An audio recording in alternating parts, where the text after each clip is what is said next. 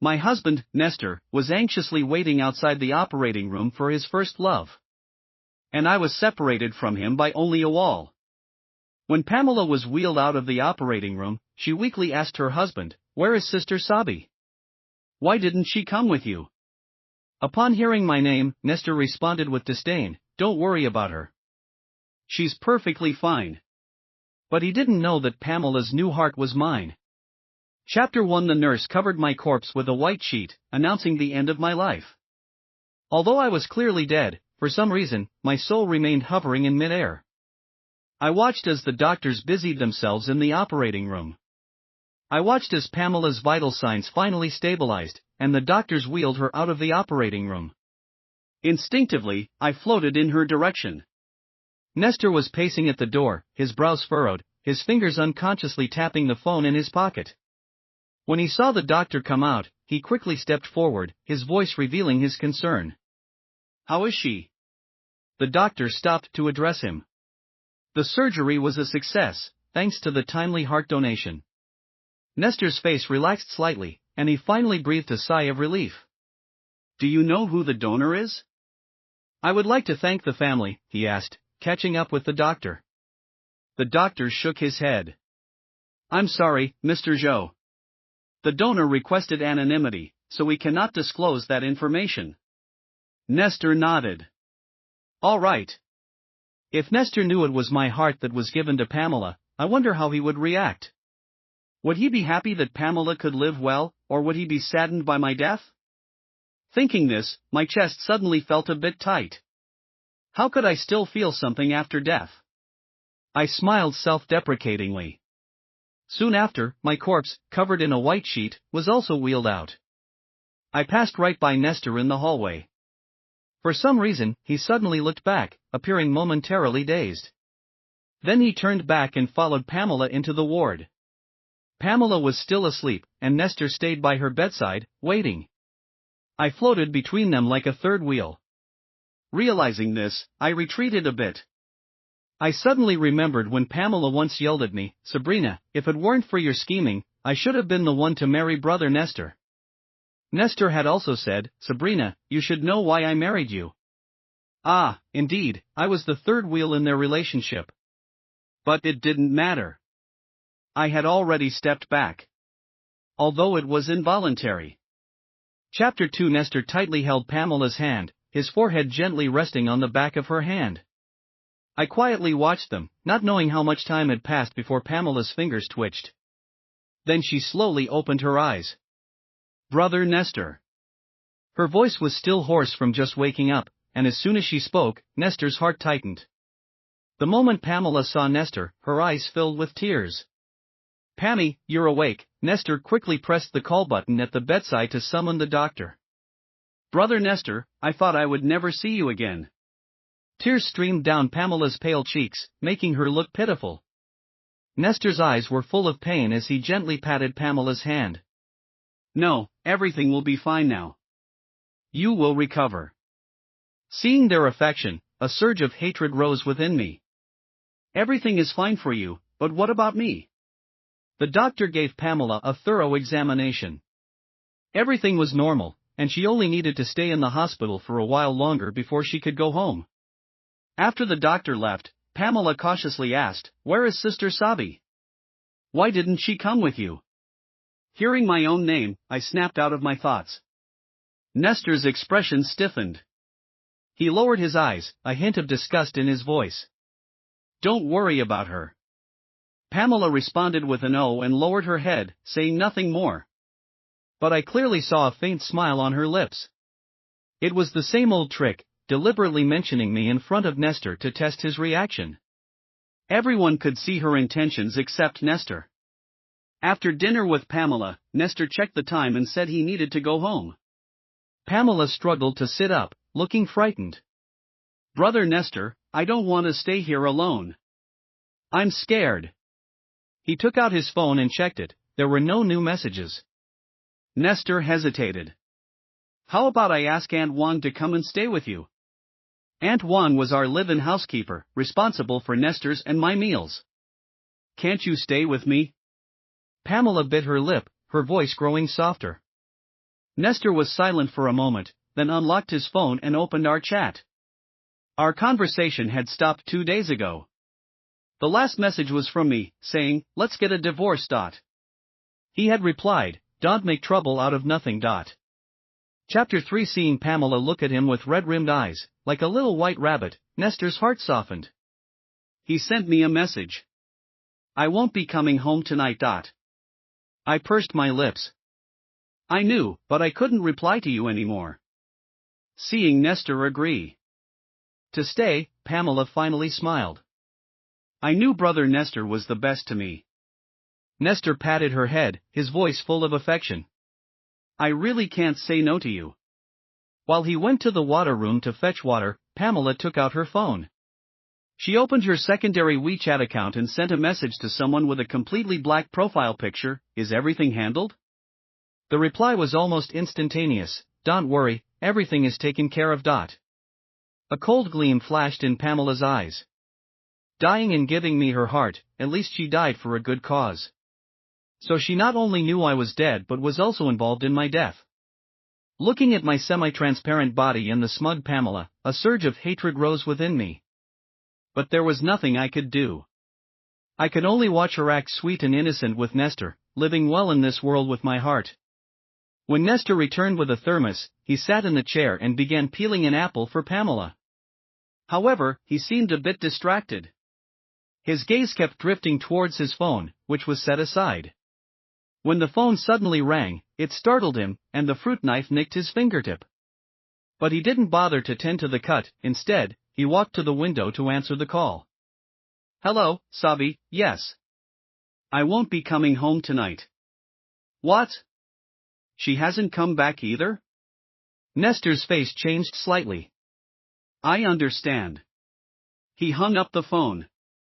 Pamela saw this and quickly wrapped his finger with a tissue. "What happened?" she asked. Nestor shook his head. "Something came up at the company. I need to go." I was taken aback. The call was obviously from Aunt Wine, so why was he lying?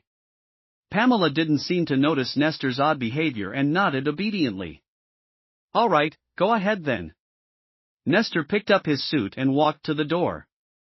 As he reached the door, he turned back and said, "Rest well. I'll come see you tomorrow." My heart stirred, and I decided to follow him out of the hospital. I wanted to see where he was going. Chapter 4. On the way home, Nestor drove, his face serious, seemingly preoccupied. Whenever the light turned red, he would open our chat. Seeing no reply from me, he sighed and put the phone down. I was confused. What was he thinking? Was he expecting a reply from me? But he clearly despised me. To be honest, our marriage was an accident. We were schoolmates but in different years. He was 2 years ahead of me, and it was he who helped me when I was bullied in school. I had a secret crush on him but never dared to disrupt his life. After Nestor graduated, I heard he joined the family business and had a bright future. Knowing I wouldn't cross paths with him again, I buried those feelings deep inside. Not long after, my father fell into debt and committed suicide by jumping off a building. My mother couldn't handle the blow and soon passed away. To pay off the debt, I worked during the day and took on a night job as a hotel maid. The next time I saw Nestor was at the hotel. He was drunk and unconscious, being carried into the presidential suite on the top floor, and I happened to be cleaning the restroom. By chance, I overheard a phone conversation outside. "The drug is in. Hurry over, the room card is in the door gap." Then they left. I knew this wasn't something I should get involved in, but after confirming there was no one outside, I was about to leave. But before leaving, I glanced back and saw that the person lying on the bed was Nestor, his face flushed. He frowned, his eyes closed, and his long lashes cast shadows on his face. Should I help or not? He once saved me. Could I just leave him drugged here? After hesitating for a moment, I took the room card from the door gap and locked the door from the inside. I poured a glass of water and walked to the bed, trying to wake Nestor. When Nestor opened his eyes, he was groggy. He looked at me and suddenly called out, "Sabrina?" I was stunned. Did he recognize me? Chapter 5. His expression quickly turned dazed again. Senior, have some water and take a shower, okay? I tentatively reached out and patted his shoulder. But Nestor grabbed my hand and pulled me forcefully towards him. After a dizzying moment, I found myself pinned under him on the large bed. He leaned in close, his breath hot against my skin, burning away my reason. My heart pounded wildly. Senior, please wake up. I kept pushing at his shoulders, but he was beyond reason. His scorching kiss landed on my lips. My mind went blank, and I heard the last thread of my sanity snap. Everything spiraled out of control. Faintly, I heard urgent knocking on the door. Nestor cupped my face.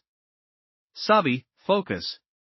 I didn't know how long it lasted, but eventually, I fell into a deep sleep, waking only when daylight filled the room. Recalling last night, I sat up in fear, seeing Nestor still asleep beside me. I wanted to sneak out, but my movements woke him. He squinted at me for a while, seemingly trying to recall what had happened the night before. What happened? His face grew darker, as if he remembered something. My heart tightened, and I stammered, it was an accident. But he didn't want to hear my explanation. He coldly said, wait for me outside, and went into the bathroom, putting on a bathrobe. I bit my lip, feeling endless grievances. Why did he treat me this way? It was his loss of reason, so why did I have to bear the consequences? When he came out, he threw a bank card onto the coffee table. 1 million, let's pretend nothing happened yesterday. I stared at the card, feeling a mix of emotions. With a hoarse voice, I said, no need, nothing happened anyway. Then I opened the door and left the room. In the elevator, my legs felt weak, barely able to stand, and tears finally streamed down my face. Chapter 6. Forget it. I'll just consider it as repaying him for saving me. After crying my heart out, I consoled myself. To avoid any further trouble, I resigned from the hotel that very day. However, in my panic, I forgot to take the morning after pill. The next month, when I realized my period was late, I bought a pregnancy test kit out of a faint hope, but the 2 red lines on the stick sent my mind reeling. To make matters worse, on the day I went to the hospital to schedule the procedure, I ran into Nestor. He walked past me in a hurry, bumping into me, causing my papers to scatter everywhere. As he helped pick them up, he apologized but then froze when he saw my name in the abortion form. Nestor looked up at me in disbelief, meeting my evasive gaze. You're pregnant? I stammered that it was none of his business and turned to leave, but he grabbed me. We need to talk. Thus, under the arrangement of fate, I married him while carrying his child. He paid off all my high-interest debts. After marrying him, I found out about Pamela, his childhood sweetheart. They had been engaged, but I had inadvertently come between them. However, the baby didn't survive. 4 months into our marriage, Pamela's constant provocations finally made me angry for the first time. She called my unborn child a bastard. She called me a wretch without parents. I tried to stay calm, but she pushed me from the 2nd floor staircase. In excruciating pain, I saw her face twist into a malicious smile. Then she clutched her heart and fell to the ground. By the time Nestor arrived at the hospital, our baby was gone. I sat on the bed in tears, but Nestor's face was dark as he questioned me. Do you know that Pammy has a heart condition? She can't be stressed. What did you do to her? I widened my eyes in disbelief. I didn't do anything. She pushed me. Our baby is gone. But Nestor pursed his lips, looking at me coldly. Pammy is a kind girl. She wouldn't do such a thing. Sabrina, you disappoint me. With that, he left without looking back. Chapter 7. Since then, the only bond between Nestor and me vanished. He never touched me again, and his attitude towards me remained cold and distant. Pamela was pleased with herself, playing the innocent neighbor girl in front of Nestor while bullying and insulting me whenever he wasn't around. Just wait, I will take him back, Pamela said arrogantly. But I never thought she would use such means to take Nestor back, and in the process, she also took my heart. I had already signed the divorce papers. I had planned that once Nestor signed them, I would leave this city without hesitation. However, she had no intention of giving me that chance. Early one morning, Pamela tricked me into leaving the house. She told me Nestor was in trouble and that I should go to Genoa Road and wait for her there. Although Genoa Road was remote, and I had some doubts, I still went because it was about Nestor. To my surprise, when I arrived, I was met with a premeditated car accident. I don't know when Pamela set her sights on my heart or how she managed to forge my consent form for donation.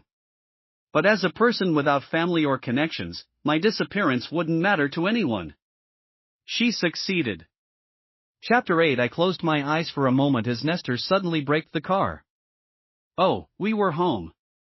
As soon as we entered, Aunt Wang greeted us, saying to Nestor, "Sir, Madam hasn't returned yet." Nestor frowned. "Got it. When did she leave?" Aunt Wang recalled, "It was around 8 in the morning. She got a call and then went out." Nestor nodded, indicating for Aunt Wang to continue with her work, then turned and went straight upstairs to my room. The room was just as I had left it.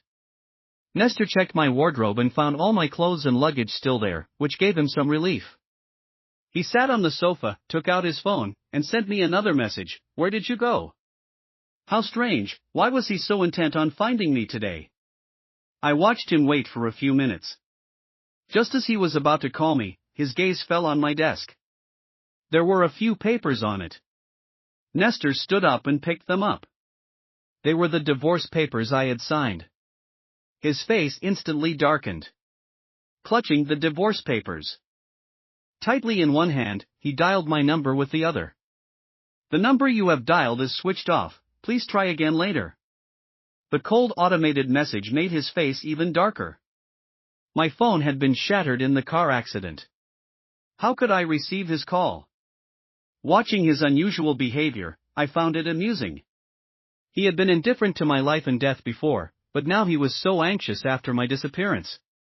It was ironic. He took out his phone again and sent me another message: "Stop being stubborn, come back when you're done causing trouble." Reading those words, an inexplicable sadness welled up inside me. When would he finally realize that I had left him forever? Chapter 9. The next morning, Nestor brought a meal prepared by Aunt Wang to the hospital to visit Pamela. "Brother Nestor." Pamela's eyes lit up the moment she saw him. "These are your favorite dishes. Eat more so you can get better quickly." Nestor gently laid out the food on the small table.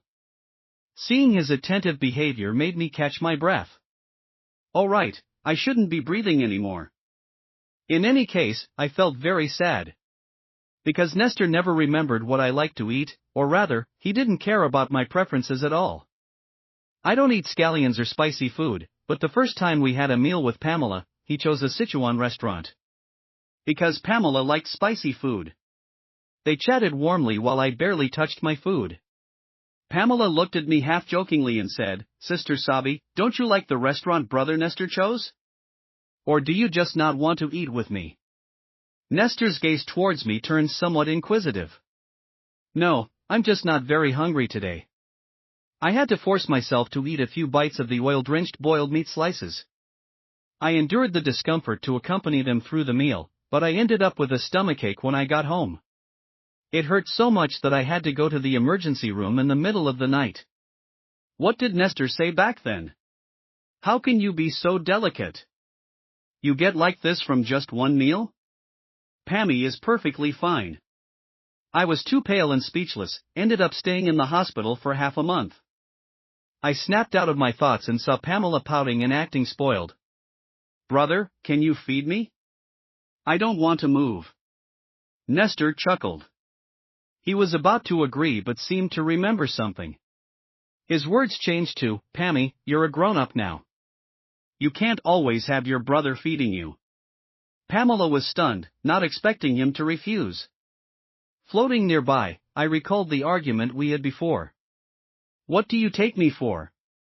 And what do you take Pamela for?" Nestor had replied, "Pammy and I grew up together.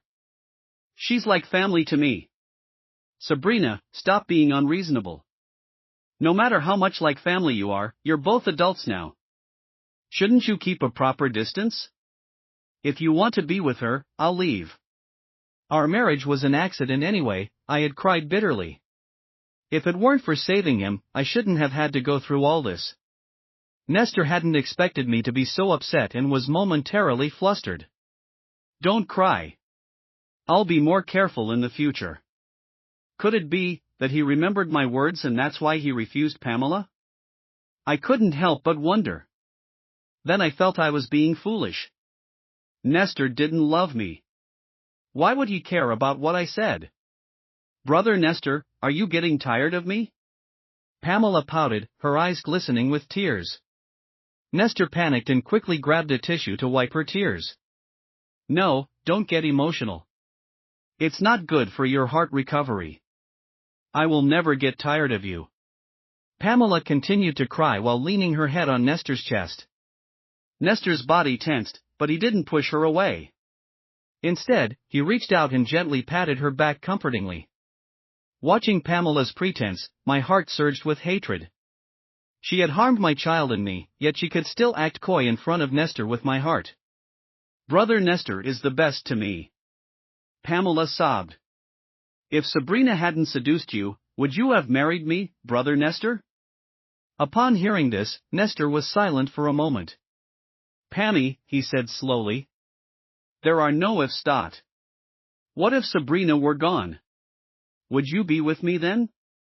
I'm no longer a burden, my heart condition is cured, I won't drag you down.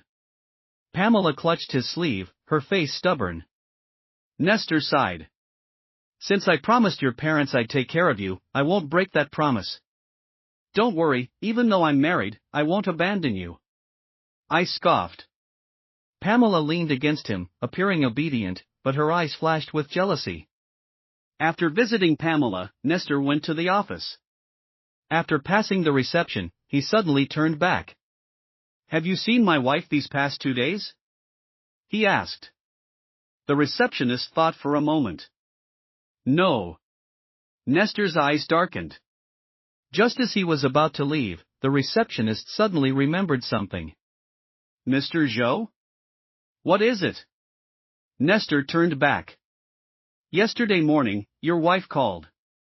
She said she couldn't reach you and asked if you had come to the office. You hadn't arrived yet, so I told her no. The receptionist recalled my call from yesterday morning. Yes, after receiving Pamela's call, I had tried to contact Nestor. His phone was off. I then called the office to confirm he hadn't gone to work before heading to Genoa Road. Hearing the receptionist's words, Nestor looked puzzled. Yesterday morning? I didn't get her call. He muttered to himself as he walked into his office. Thinking about it, he took out his phone again and saw that I still hadn't replied. How long will this go on? Nestor sighed, picked up the intercom. Secretary Lee, please book a restaurant for tonight. A table for 2 for our wedding anniversary. Hearing this, I looked at him in disbelief. Chapter 11. Nestor sent me another message. Sabi, I've booked a restaurant.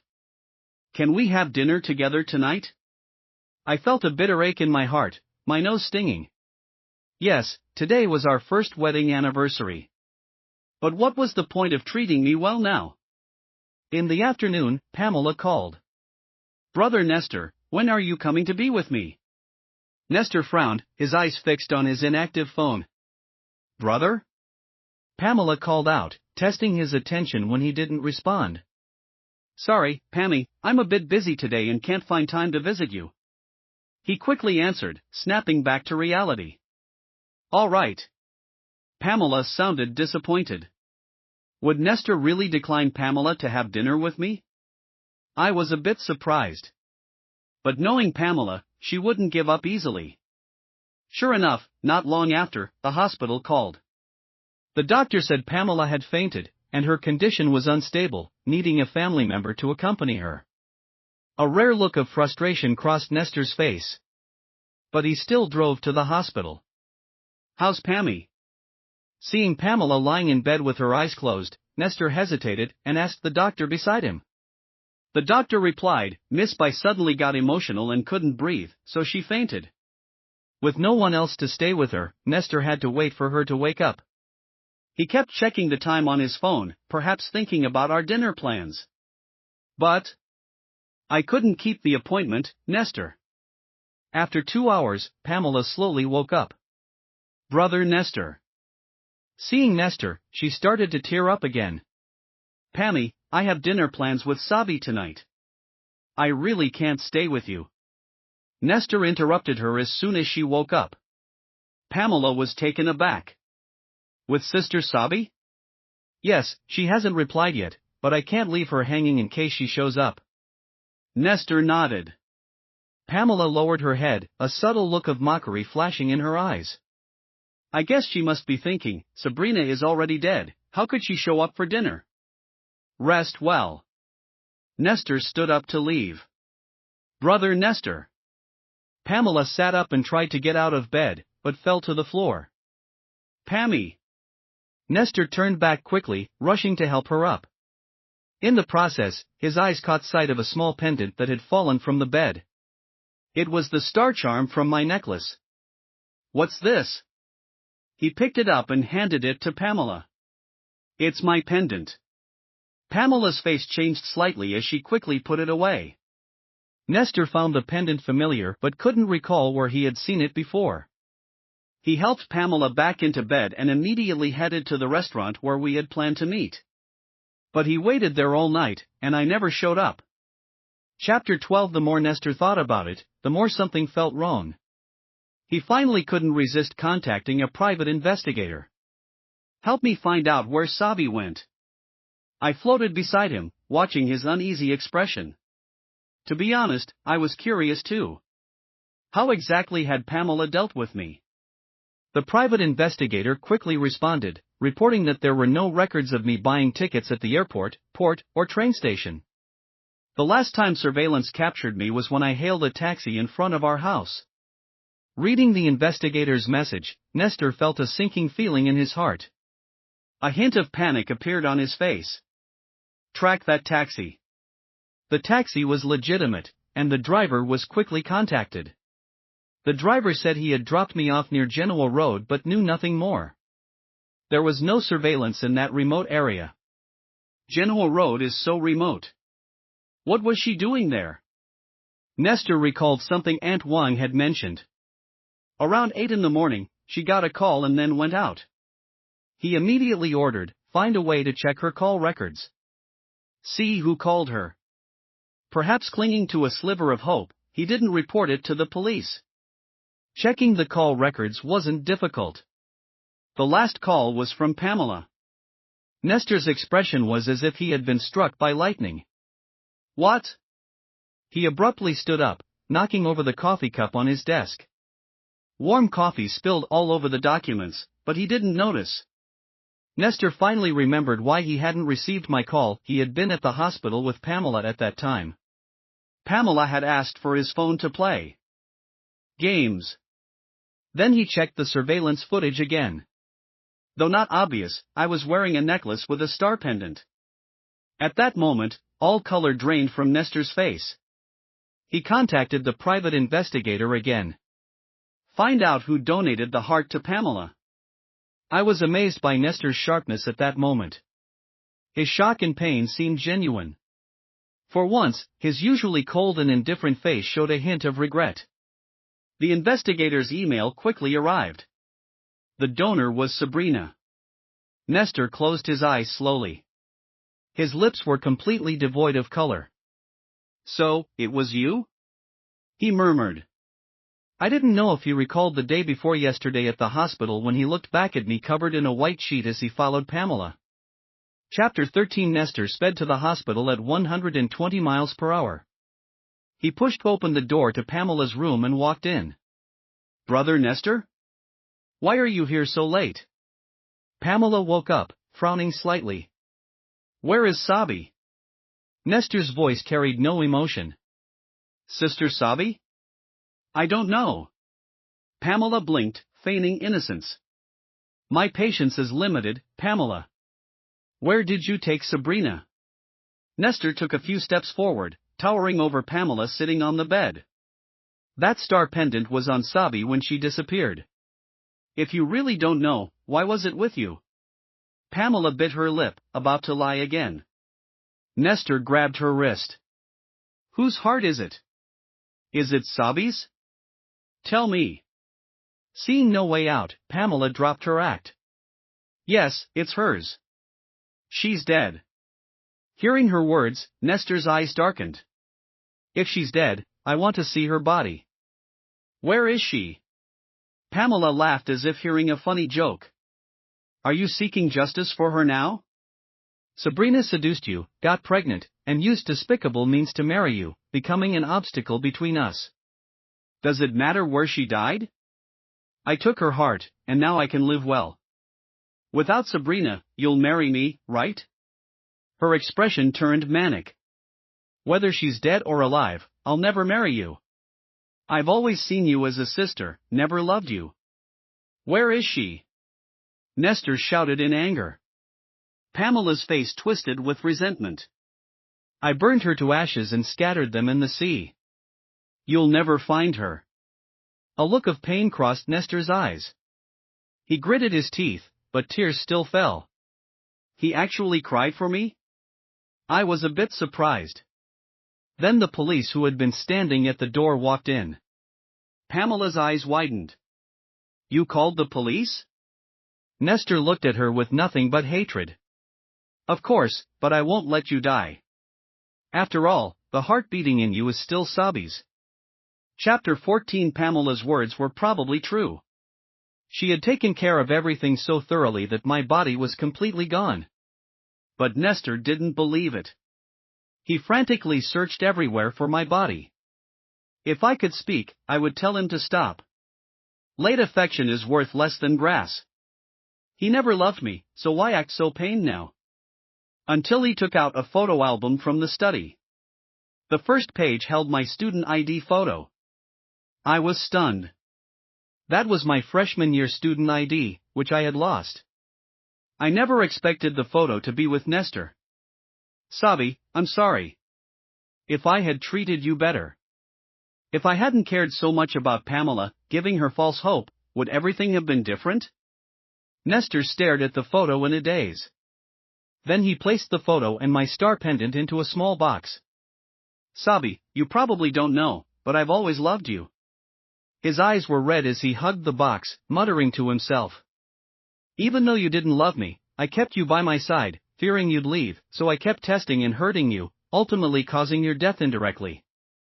I was wrong. He loved me? I was bewildered. Was it because my soul was losing its emotions that I felt nothing seeing his pain? Nestor bought a plot of land, burying the box with the photo and pendant in it. It was my cenotaph. From that day on, he visited my grave daily with a fresh bouquet of lilies, sitting there for half the day, drinking and rambling about the past. It turned out Nestor knew I wasn't the one who drugged him, and the drug didn't affect him enough to lose all reason. He realized it was me and decided to go along with it.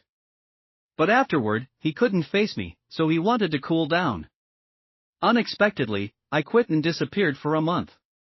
He searched for me everywhere until he found me at the hospital about to have an abortion, which made him desperate to take me back and marry me.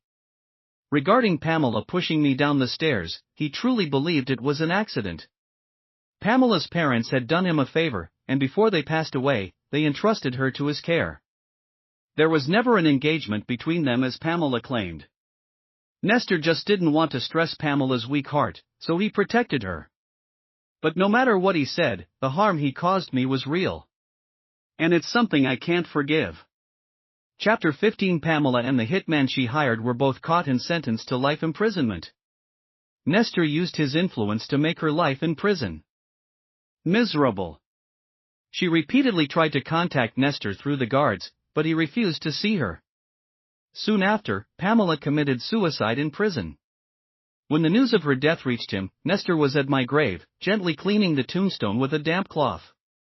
Dead? As long as her heart is returned. Nestor answered the call, his voice icy. On his way back, Nestor drove distractedly, eventually crashing into a speeding truck that ran a red light at a turn. Ending it this way is good too. See you in the next life. At the moment of impact, I heard him murmur softly, his hands leaving the steering wheel. There was no surprise, Nestor died instantly. And I, watching my body become increasingly transparent, knew my time had come. If there is a next life, I only wish for a peaceful and happy life, never to meet Nestor again. But when I opened my eyes, I was back in the hotel restroom. Outside, someone was on the phone, the drug is in. Hurry over, the room card is in the door gap. That familiar conversation. I was reborn. I stared at myself in the mirror in amazement. I was back to being a hotel maid. Outside should be the drugged Nestor. After the people outside left the room, I quickly stepped out. Nestor lay on the bed semi-conscious.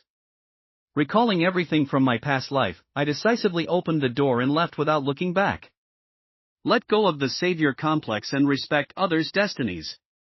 In this life, I will live well for myself.